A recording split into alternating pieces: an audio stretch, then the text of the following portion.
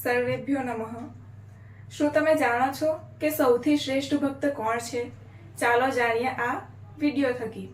ભાગવત પુરાણમાં નારદ મુનિ વસુદેવને ભક્તના 3 પ્રકાર સમજાવે છે। સૌથી કનિષ્ઠ ભક્ત એ છે કે જે ભગવાનની પૂજા અર્ચના તો કરે છે, પરંતુ ભગવાને બનાવેલી આ સૃષ્ટિને, ભગવાને બનાવેલા મનુષ્યોને, જીવજંતુઓને તે પ્રેમ નથી કરી શકતો। એનાથી એક ઉપરની શ્રેણી એટલે કે મધ્યમ શ્રેણીનો ભક્ત। મધ્યમ શ્રેણીનો ભક્ત એવો હોય છે કે જે ભગવાનની પૂજા અર્ચના પણ કરે છે અને ભગવાને બનાવેલા મનુષ્યો કે જે ભગવાનને માને છે, માત્ર તેમને જ પ્રેમ કરે છે। જે ભગવાનને નથી માનતા, જે નાસ્તિક છે, તેમને તે પ્રેમ કરી શકતો નથી।